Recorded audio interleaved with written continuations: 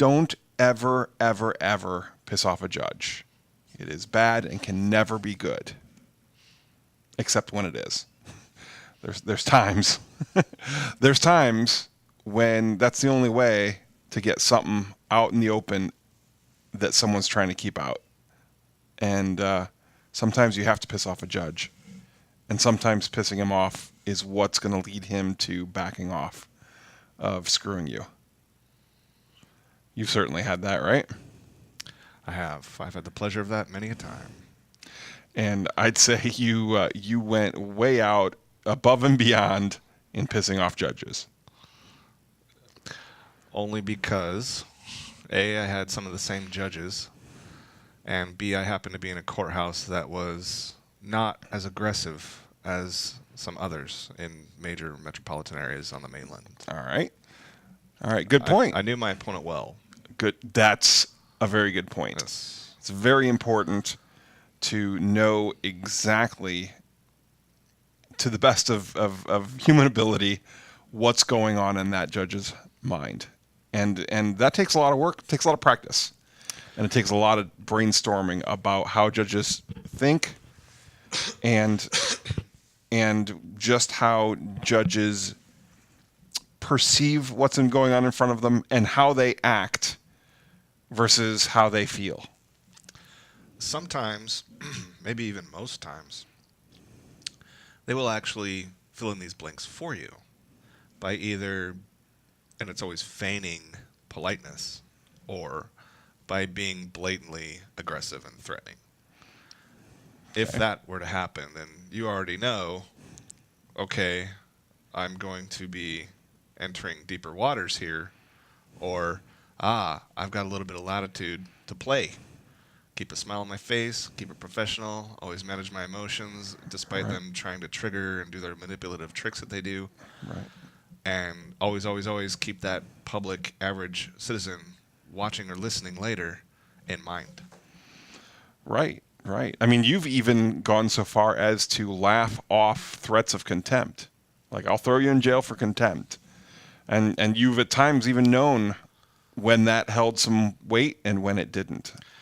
Yes, but playing with that line that closely is like a 404 level. You gotta have a whole lot of experience. I would never recommend, like what we recommend is if people get threatened with contempt, one more word and you'll go to jail, is you should shut up. That's absolutely a big... Because we're not in the business of going to jail for contempt. Right. It takes a very, very deep understanding to know that if they say you're about to be held in contempt, to know if they're fibbing on that, or if there's enough political pressure to keep them from doing it, because they'd want to. Yeah, I mean, if they even threaten it, I assume they mean it, and I shut up. It's a good assumption. At some point in time, of course, the system is based such that they require your apparent voluntary interaction again, and they will come back to you to respond to a question. They may have a ramble, maybe have a cooling off period, maybe an unplanned recess, but eventually at some point, they will come back at you and expect you to answer, at which time our answer always is, no matter what their question is it safe to speak? Yeah. Because it points out on the transcript and to anyone listening or watching live that there is still a threat in the room. The bully has made his move. He has declared out of anger, out of losing his cool, completely unprofessionally, and breaking all illusions of a just and voluntary and informed plea or process, that the threat is, he is willing, because you're wanting to ask a relevant clarification, a legally relevant clarification of yes or no, he's willing to throw you in jail because he doesn't want to answer. See, hold up now. So we weren't necessarily talking about him backing you down for a question. That's usually what we're talking about. But we might just be talking about, I mean, it's hard to know the difference between someone who's being threatened with contempt because they're ranting, because they're going off, because they're spouting some assertion and not backing it up. You know, they're doing the equivalent of pulling out a flat Earth card, and I can't be guilty because the world is flat. You know, you have people doing that, And that's not what we do at all or propose in the slightest. Okay. You're shooting yourself in the foot if you're doing that. All right. So you brought up the point that you have a question on the table. And that's really kind of a big difference. Right. I mean, to be specific, judges don't have to answer our questions. Nope, not their job. So we're clarifying. We're making a clarification of what the prosecution. So what's the difference between a question and a clarification? A question is a little more ambiguous. It may or may not be relevant to the current issue being discussed on the table. All right. And it may be self-originated. A clarification is always originating from an action that the prosecution or the court is taking. So a clarification's like hanged on to something that just happened, or something that prior happened, or something that's alleged. Yes. Okay. All of the above. So he just said something. You're asking to clear it up. Right. We don't need to. I'm not introducing new concepts because then they go, oh, irrelevant. Oh, objection sustained. Irrelevant. Yeah. New concepts. New concepts can get you in hot water. Yeah. So and the system is so brutal that we don't need to. It's not like a close. This is a 30-27 football game. It's 60-0. They're winning, right? They've got all the power. You're in their courtroom. They've got the guns, the jail cells, the bribed, obedient soldiers that'll do whatever. So you don't even have to bring your own assertions to the table. So you just clarify what it is they're trying to allege, keeping in mind that the military courts and the civilian courts operate in two completely different ways, and that what we do in civilian we couldn't really do in the military side of the game. All right. So for clarification, the topic stays what they did and what they're saying. What they're alleging. Yep. What they're alleging. What they've filed. And a question can be about your own interests or what you're wanting and things like that. And they can both coincide. You can have a question that can be a clarification, but you're clarifying their assertion, and they were vague. I mean, if they were vague, if they didn't answer it, then they were incomplete in something. Vagueness is probably the most common manipulative tool the system will try to use against you. Mm-hmm. Hands down. If we're seeking information that maybe they haven't brought up, it's only because the system will admit that you have the right to be informed, specifically of the cause, what's happened in the past, and the nature, what is happening right now during this procedure, of the allegations made against you. And that is right up out of the Bill of Rights. They cannot deny that and maintain any kind of semblance of justice to try and keep. So everybody knows that's a big one, is informing you of what's up. Informing you of what you're accused of, not just to the sense of, hey, you're accused of speeding. Right. But what actions and what situations and the whole 9 yards, so to speak, at least the things that make it so. The things that make it a properly filed case against you. Well, that might be like a forms and paperwork. I meant like, events, like telling you, hey, we're not accusing you of speeding. We're accusing you of, your car was going this fast in this place. Mm-hmm. This law is against it. Here's how the law applied. Mm-hmm. That sort of thing, rather than just, hey, you're accused of 192.07 - whatever. With a max penalty of blah, blah, blah. Yeah. Okay. All right. So now this judge isn't going to, he wants you to just move on. He doesn't want to take time. Let me add something really quickly before you go there. The judge doesn't want... He wants to move on. I want to hold that thought. The judge wants to move on. What I wanted to add real quickly is this. Cause and nature to be informed has a historical significance that is beyond just, that's what's going on in the 21st century or in America. It goes so far back. To be informed of the cause and nature of the charges that a state is alleging against you and imposing and threatening to throw you in jail for God knows how long is something that tyrants have been abusing and people wanting to be free have been struggling with through most all of humanity, I can think of, especially the Western world, Roman times type stuff. To be informed, what's the opposite of this? We don't have to tell you anything. Yeah. We're just throwing you in the dungeon. Yeah, that had a word. This came from resistance against that exact act. That if the government that we supposedly pay taxes to for a protection or services rendered, whatever, mm-hmm.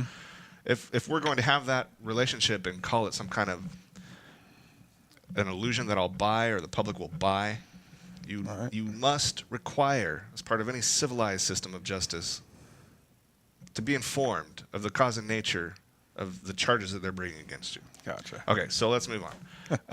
The judge wants us to move on. You were saying he doesn't want to take time for silliness like that, right?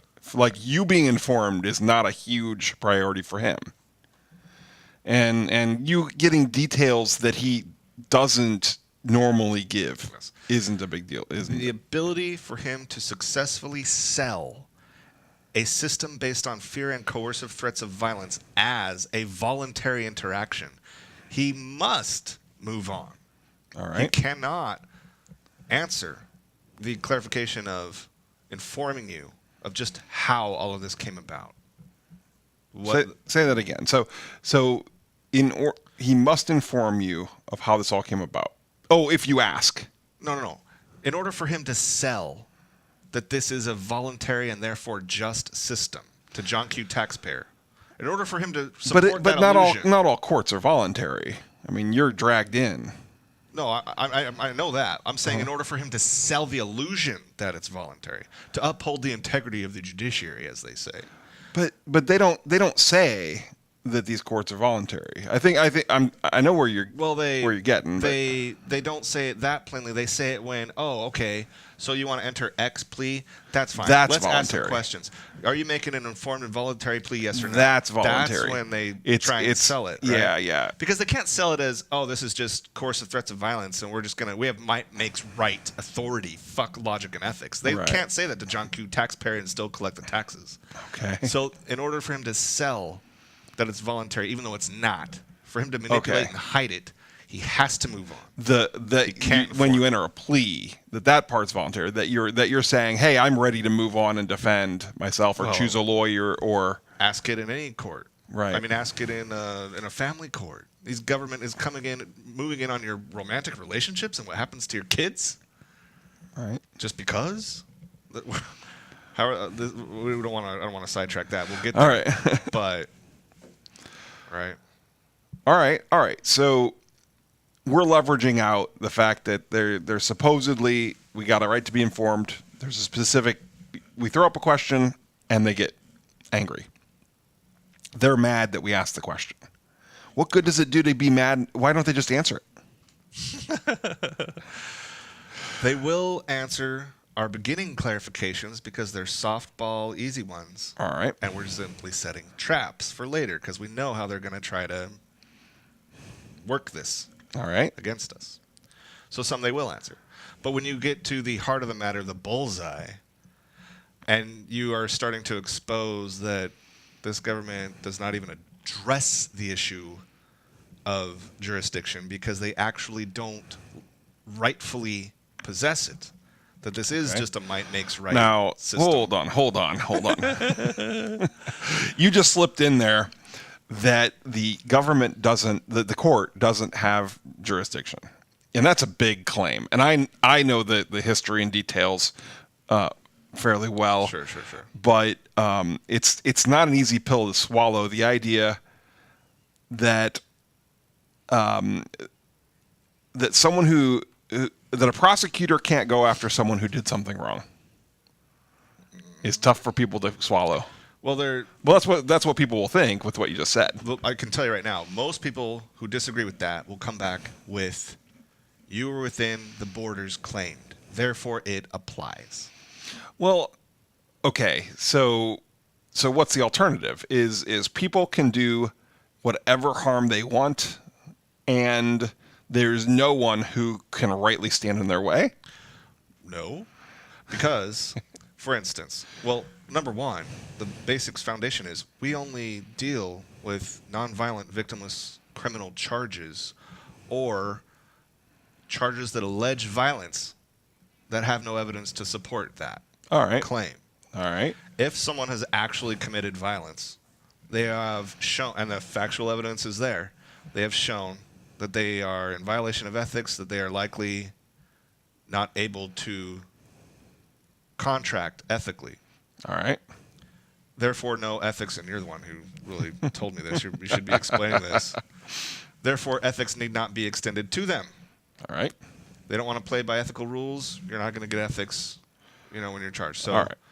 Just to set up the scene, that's kind of what we're talking about. When it does and when it doesn't apply. So we're talking about, we're not talking about people who live by the sword and die by the sword. If you actually kill somebody, I'm not going to fight for you. I'm not going to say that the court doesn't have jurisdiction. And furthermore, no one would fight for you, and no one would hear or care about the fact that you're saying the court doesn't have jurisdiction. You don't have an ethical leg to stand on. No. And furthermore, you've made victims. Your victims have the right to do with you what they will. Absolutely. That is justice. That's justice. It is ethical for a society, by whatever means, or any to group, restrict someone who has committed cold-blooded murder. Not just quote-unquote society. Any group. Any group. Come along. I'm okay with broadening to the definition to that. Right. So a court, your neighbor, whatever. Whatever. All right. But here we are now questioning a court that says, hey, I told you not to wear blue shoes, and you did. On the second Tuesday. Yeah. So I made a rule. And you didn't follow. Okay. Now that's what we're talking about, right? And we're just asking the question. See, for some folks come in, they'd say that rule ain't nothing to me, and we're just asking why would that rule be something to me, and that's the question that isn't answered. But to address what I think naysayers might be saying right here, the military side of the game has a rule book, and if you ask them upon what factual evidence do they rely to conclude that they have jurisdiction, they will quickly pull out your in-processing paperwork where you signed, I agree to live under the rules of the UCMJ. I have access to all the UCMJ rules, and I agree I will voluntarily abide by them, and if I don't, you can impose upon me. Mm-hmm. So if what we're saying is nonsense, the military court is nonsense because they address it. So the civilian court doesn't. That's why I said here they don't have jurisdiction. Because now you're saying that here. In court, you wouldn't say that. I wouldn't say that in court. In court, I would say, man, for all I know, this court might have jurisdiction for all I know. And it's the last copy of documentation I require before I willingly and voluntarily and happily plead guilty, pay your fine, and leave here with smiles and yay for all of us. Gotcha. All right. So there is that instance of when you should piss off a judge. It's when you're trying to get information that he doesn't want to give you. That is key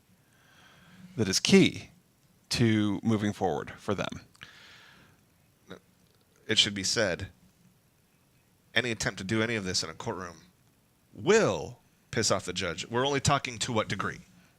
Right. Okay, so unless you plan on going in there with a lawyer or pleading guilty and paying the fine, then you'll make the judge happy. Any resistance whatsoever will, to some, even if it's a minute degree, quote unquote, piss off the judge.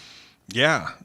Sometimes they're hacked if you pick the judge or pick the lawyer that wasn't to his liking. They'll be pissy with you. Because 99 or some high 90 percentile of quote unquote cases that come before him or her go exactly how he would like. Right. Perfectly acceptable method of slavery one way or another. Next case, bang. I'll take that six-figure paycheck. Yeah, just processing paperwork. Right. So when they get that one in a very few resistor, they're already, oh, great.